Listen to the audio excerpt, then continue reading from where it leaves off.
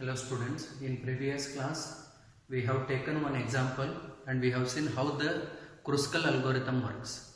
Now like that already we have seen how the Kruskal is going to work. It is a time to see the algorithm. Name of the algorithm is Kruskal. What is the input we give? Graph G. What is the input? Weighted connected graph which contains vertices, edges. What is the output we get? ET. ET means what? A set of edges consisting of minimum spanning tree. So I told you what is minimum spanning tree. We have to choose n minus 1 edges in such a way that all those n minus 1 edges are least cost. Now it is very simple. The first thing we are going to do is sort all the edges in an increasing order of edge weight. Okay. So in a tracing we have seen that what we are going to do is we assign all the edges in the graph according to the weight in increasing order. So the smallest cost edge will come first. We take 3 variable. ET we will set it to 0. What is ET? It is a set which contains all the n minus 1 smallest edges. In tracing we have seen first column, that is tree list, that it is. To store all the smallest cost edges, we take ET. Initially it will be set to 0. Whenever we are not picking any edge, it will be set to 0. E counter will be 0. E counter means what? When number of nodes are n. At the end of first iteration, we have to increase the counter by 1. At the end of second iteration, we have to increase counter by 2. Next time 3, 4. So just to check how many smallest cost edges we have picked, we are taking a counter. K will be set to 0. I will tell you where we are going to use K. Right. Now we have to take the smallest edge from the sorted list. We have to check whether it is going to create cycle. If it don't create cycle, we have to add that into ET. Initially ET was 0. When you add the first edge, it becomes 1. I mean we are choosing first edge. Clear? So it is a continuous process till we choose n minus 1 edge. So while loop is there, right? While E counter less than v minus 1. What is v minus 1? For any graph, we know that we can count the number of vertices. If number of vertices is 6, then v minus 1 will be 5. Why? Because we have to choose n minus 1 edges. E counter is initially 0. 0 is less than 5 for previous example. Okay. If that is the case, we increment k by 1. What is the value of k now? K value will become 1. Whichever edge you are picking, that we call it as E of ik. I mean first one, if you add it to the output vertex. Now see, this is a first iteration. We are picking only one edge. Is there anything in ET? Nothing is there. So union of 0 and that edge will become that edge only. Meaning is it won't create cycle. When it won't create cycle, take that edge, add it to ET and store it as ET. Now what is the value of ET now? There is a first smallest edge.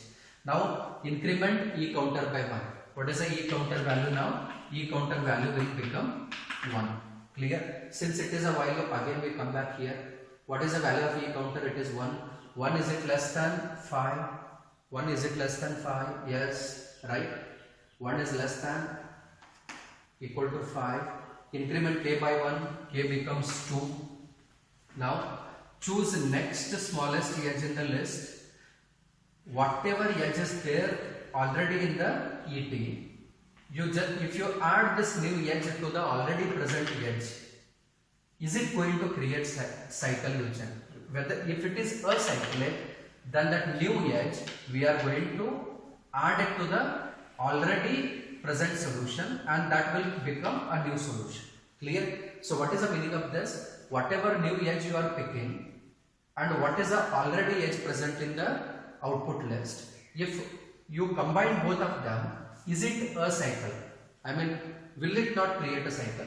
If it won't create cycle, add it and make it as a new list. Then increment E counter by 1, we get it as 2. Come back here. What is E counter value? It is 2. 2 is it less than equal to 5? Yes. Increment counter by 1, k by 1, k becomes 3. Now choose third smallest edge, that is e to ik.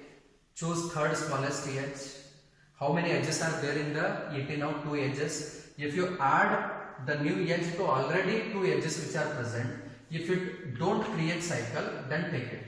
Then add it to the already present edge. So we make e counter equal to, increment that, again comes back here.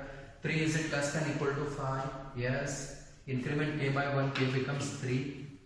Now choose next one in the edge, I mean sorted list. If that and already present edges, if it creates cycle, what we have to do? If it is a cycle, then we add it. If it creates cycle, it won't add. It won't add. And it won't perform this also. Again the counter comes back here. Did you understand? Right? So if it is creating cycle, these two statements won't execute. We come back here. We again check this condition, but k keeps on incrementing. K means what? How many steps we have done? Okay, right? So whenever this condition is false, these two statement won't execute. It comes here. If see we have chosen only 3 edges. 3 is less than equal to 5. K increments. Take the next edge, and already present 3 edges. If it again creates cycle, these two statements won't execute. What is this condition? This is a condition to check whether if I add next smallest edge to the already present solution, if it creates cycle, okay, then we are going to perform these two steps, otherwise we don't perform it. So how long it executes? It executes what? Whenever e counter becomes equal to 5, it stops. Now whatever values are there in the ET, we are going to print it as output. What is the value present in ET now? In tracing, in previous class lecture tracing, whatever edges are present in first column, tree list is there, no? So all of them will be printed. They will be present in ET, all of them will be printed. Okay.